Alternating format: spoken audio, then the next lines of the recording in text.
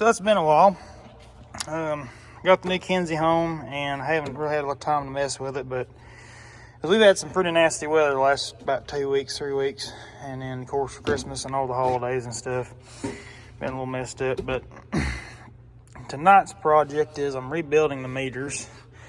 I'm going to show you guys on the inside of what these look like, of the wear points and what will cause them not to plant right. I've already got 2 of them done. I haven't done a whole lot of these, but I've watched them get done, and I've had a lot of pointers on how to rebuild them. There's not much to a finger pickup system. It's mechanical. There's not a whole lot there. The belts all look good on the inside. It's mainly in the finger wheel and the backing plate. It's got a lot of wear in it. So I'm going to put you guys up somewhere here, and I'm going to take this apart real quick, and I'll show you guys how this comes apart. So it's pretty simple how these come apart.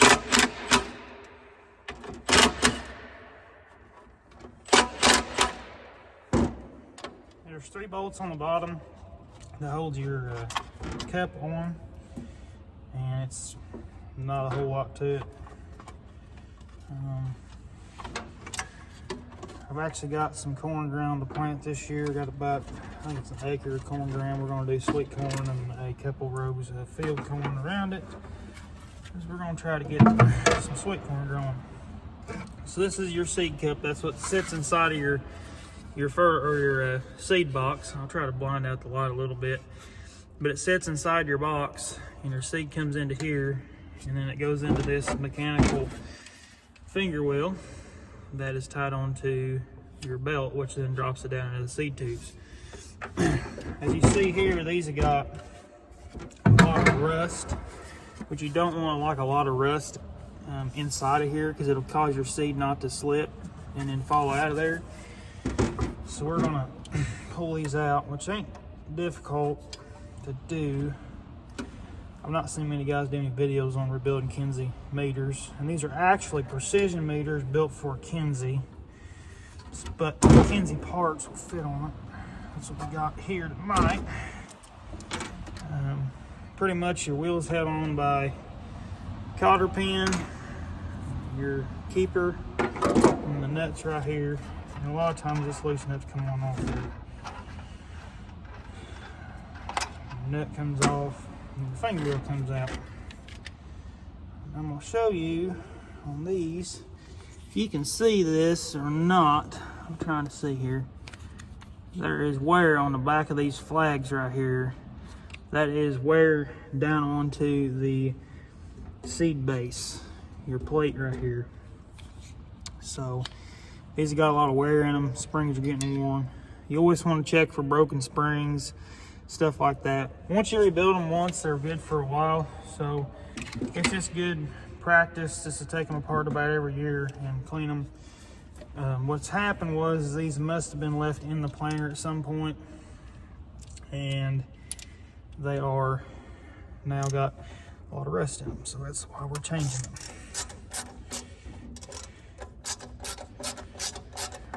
And there's another thing I'll show you in a second here. There's a brush on the back, and the new plates come with the brush on them already. Found that to be a nice surprise, that way I didn't have to go through and replace them. But these plates have got a lot of wear in them and a lot of rust. The guy planted 150 acres a year with it. I don't know, that's probably give or take every season, but it's mainly been planting corn.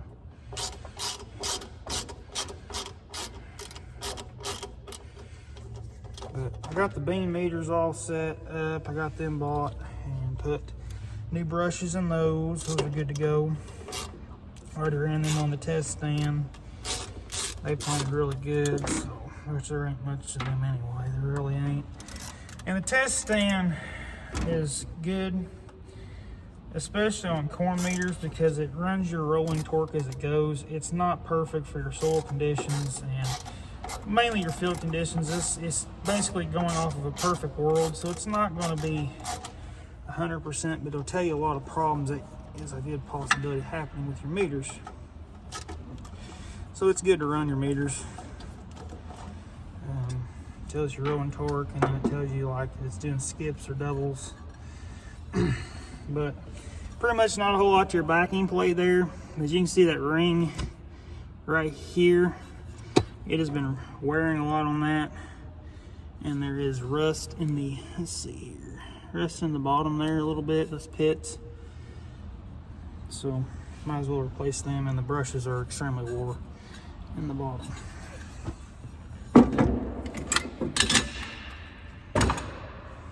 These are the new plates. You see there's no rings on them, and your brushes are nice and neatly on there. That's what you're going to see when you take your meter apart, pretty much just your belt. What I've been doing as I go is I'll clean all this up, and then I'll buff this rust and crap off here, so that way there's good contact there.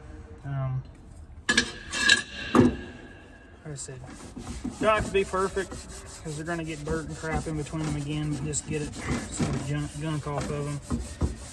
And of course you got talc powder and everything else inside of them.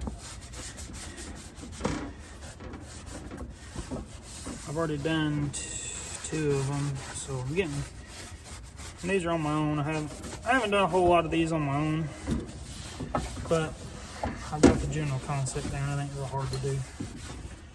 And it's all nuts and bolts, I'll figure it out. So let's take this. I've been using this as my Milwaukee die grinder with just a buffing wheel. Give her a quick zipping around here. Nothing major.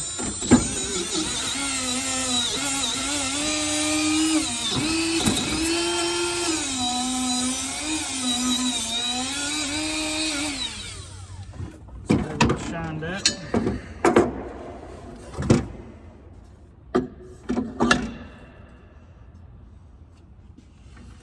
It's pretty much simple as that. It's 3 screws, and you got your new backing plate already on there, which makes it really nice.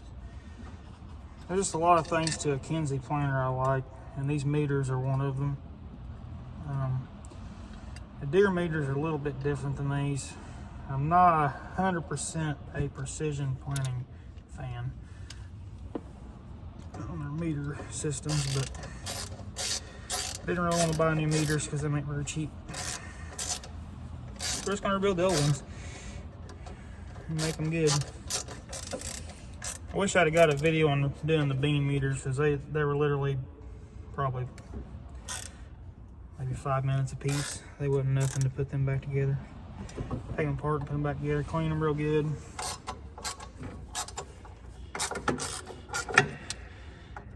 Thankfully, I've got a couple new tools in my arsenal. It makes life a little bit easier.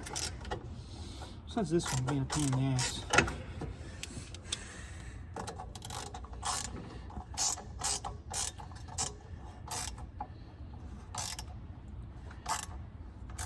We're going to bring the planer down here to this shop so I can go through, and there's some hoses and a cylinder on there. I want to change that one marker cylinder, and then some hoses on it.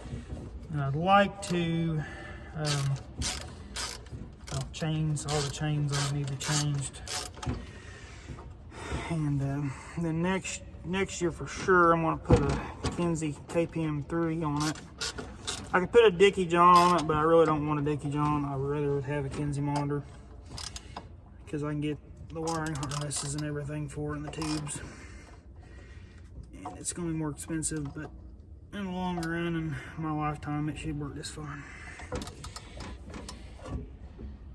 But we're just going to tighten all these down real quick.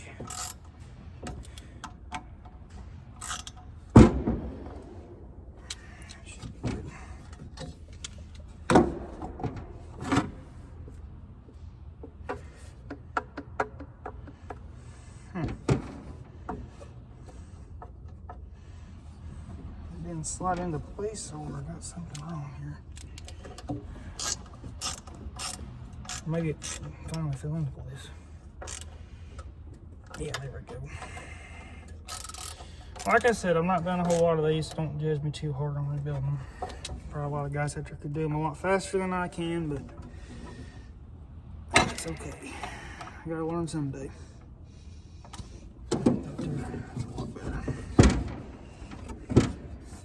Okay. Now on these, there is a roll pin through here, and you have to line your new finger wheel up. Of course, I set it where the camera was. And your new finger wheel will come with the new squash washer. So these are precision meters, and you gotta have that squash washer for the precision meters. There is a slot in the back of here. You have to line it up. This can be the real task. Getting this son of a bitch set right.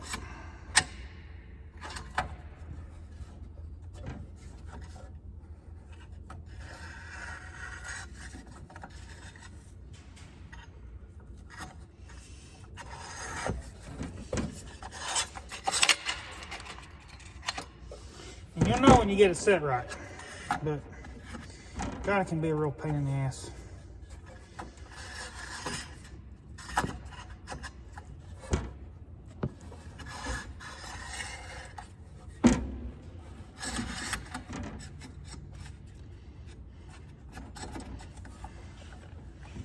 And that roll pin's got wear and everything else on it, so it's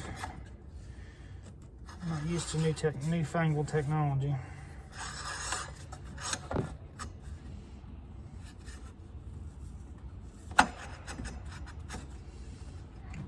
Bastard.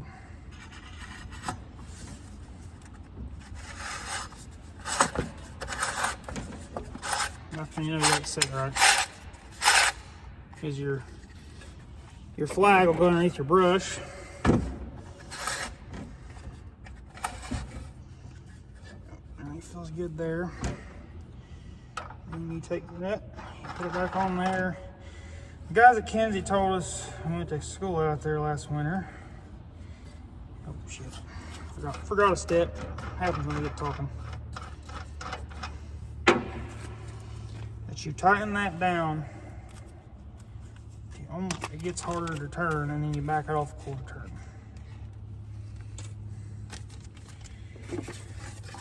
But I have a fancy tool to make that easier.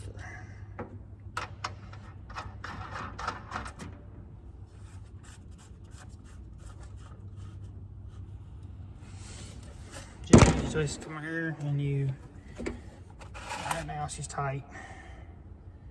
Back it off. But I have a rolling torque wrench. Just put on here. The general rule of thumb is 3 rounds.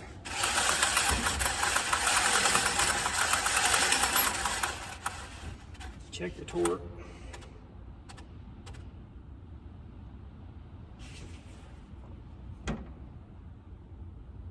That's about right, honestly.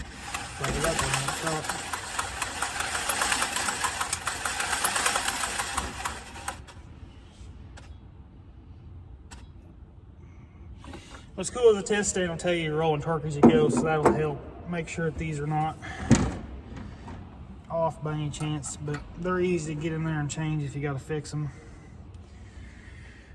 And I've done a few of them that way.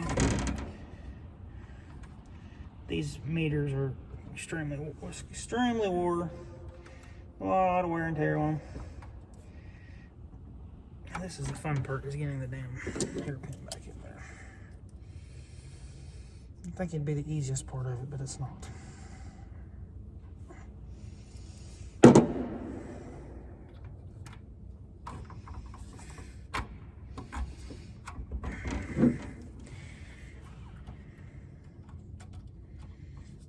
Just send it around like that.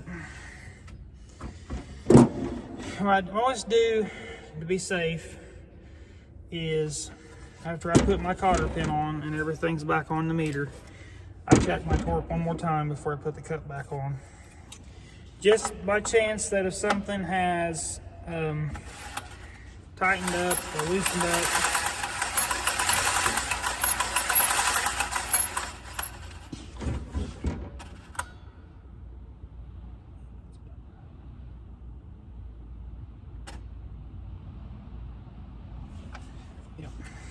just to make sure.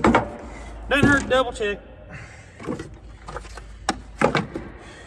And for pretty much slap that bad dad back on there and put the bolts back in it. Nothing to it. Looks like it took about 14 minutes to tear one down and rebuild it, plus the show in the process. That's not terrible.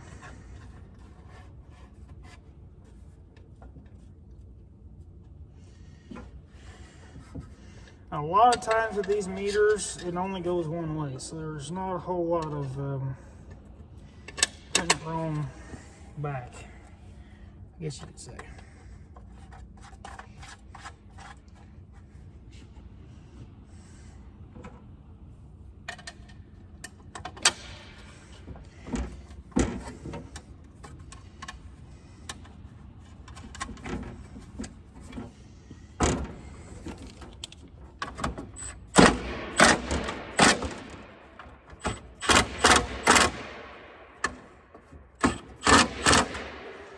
Always put the impact on the lowest setting for that door. You do not want to break the plastic. But that right there is one finger pickup meter rebuilt, besides the belt. But the belt looks good. When checking your belt in here, you want to look for cracks, tears. I didn't see none of that. The belt looks good. Nothing, no weather checking or nothing like that. So that's one. I got one more to do, and I'm gonna put you on time lapse for that one, and I'll show you the finished product. So evidently my damn time lapse did not work. It may have, you may see it, I don't know. It's kind of acting goofy. But pretty much, there she be. There's the belt on the inside. See, this looks pretty good. What it does, it spins this way and it drops your seat away on this belt and drop it down. There's no cracks or dry cracking in there, so we're not really going to worry about it too much this year. But yep, there is number 4 done, and there's all the wear parts. I'll probably show you a little better now that we got some off. See, we got a lot of rust built up in spots on these. And that's not too concerning, but the rust on the insides, you can see that rust ring all the way around there. There's a pit right there, and any little bit of rust can hurt the way your planter's planting. So these brushes are getting pretty wore, which ain't too hard to change. There's just that little screw, you take them out. But on the back side of your wheel, this one here's got the best of it, I think. Them flags have got wear on each one of them. Shiny spots is where it's been rubbing. So we just changed her out, make her new again. Door splint's good. That's all junk there anyway. So that's all it is to rebuilding a finger pickup unit. Not a whole lot to it. Pretty simple tools. This is a 7/16 socket. Use a ratchet wrench or a ratchet screwdriver or a regular screwdriver, pair of pliers, and buffer just to clean up stuff if you want to. You don't really necessarily have to clean it, but I just like to be thorough about this process. So, and like I said, when we run these on the test stand, it'll tell me the rolling torque as it goes. So I'm gonna have to adjust that anyway, but that's not a big deal. The main part was just get them rebuilt, get all the new parts put on them, and get them set pretty close. But this tool right here makes it really handy. It's got a customized socket that goes on the end of it. But yeah, worked out pretty damn well. Got them all knocked out. Next we'll start working on the planter itself, and then the combine, I'm getting ready to start on it. I got some parts picked up for the combine. I went and found a parts machine, but I got some other stuff I got to find for it, and then I'm going to start doing chains and belts and stuff on it, so we're getting it ready. So I'll be doing some more shop videos here in the next few weeks, but gonna be kind of slow here. It's been crappy weather. Like I said, it's been pretty dang cold and snowing, so not a whole lot going on around the farm. So anyhow, please comment and subscribe. Catch y'all on the next one. Thank y'all for watching. Stay tuned for more.